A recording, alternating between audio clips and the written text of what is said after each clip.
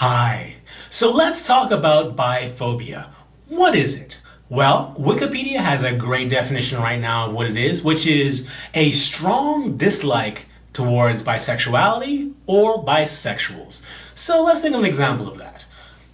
If someone doesn't want to date you because you are bisexual, that is not an example of biphobia. Let's really think about this. So let's say a person chooses not to date you. Let's say that person's lesbian, and let's say the person they don't want to date is a bisexual woman. Why? What are some of the possible reasons why a lesbian might not want to date a bisexual woman? Well, let's say that she just came out recently. She might want to find community in people like herself so she can find out, she can discover who she is. Is that so wrong to do that with someone who she knows is like who she is? To find out who she is? I don't think so. Or let's say that she came out a while ago in high school, let's say, and she was picked on by some girls and also some guys. Or let's say she was abused sexually by a guy. These might be reasons why she might not want to invite men into her life while she gathers herself and learns who she is. And must she be forced to also consider dating a bisexual, considering that she has a history that she has? I don't think so.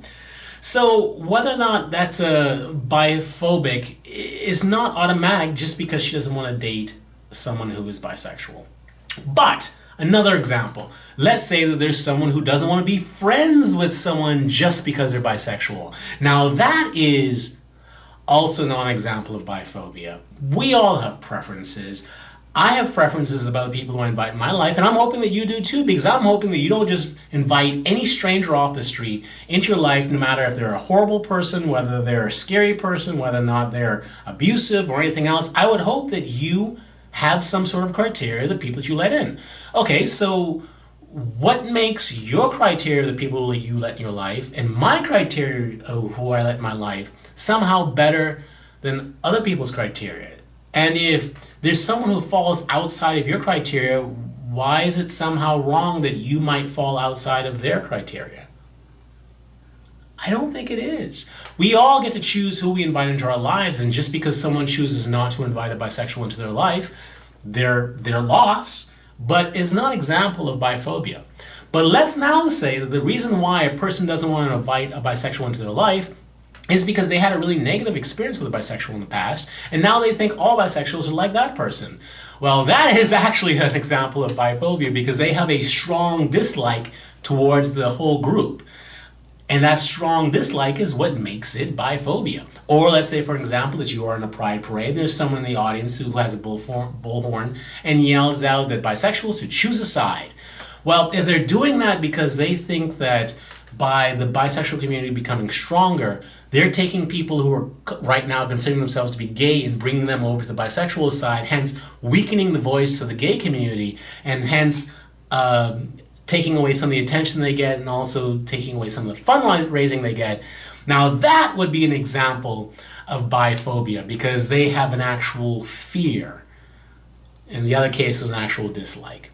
So I'm hoping that this helps. And you might say, why? Why are you doing this, Alex? Because I just want to call someone biphobic because it makes me feel strong when I do it, because I've been rejected in the past, and when I call someone a name, it makes me feel better. Okay, well, if you want to do that, you can just do that. But if you're actually hoping to change a person's way of thinking, if you call them something that they know they're not, they're just going to look at you like you're crazy, because in a little way, you're being kind of crazy. If you actually want to change the way they think, call them for what they're actually doing, or just say, you know, what you're doing isn't cool. I mean, they will identify with that so much sooner than if you were to call them something that they know they're not. And maybe by you being cool, they'll come around and be cool as well. Or maybe there's someone who needs some space right now, and in the future, if they continue to have positive experiences, they'll come around and they'll choose to start dating bisexuals or to be friends with bisexuals or anything else cool that are being denied right now. So that's it. I hope it's helpful, and I hope you liked the video. If you did, please give it a thumbs up and subscribe, because I do bisexual videos quite frequently and you might like them if you check them out. Until the next video, stay cooler, my bisexual friend. stay cooler. Bye.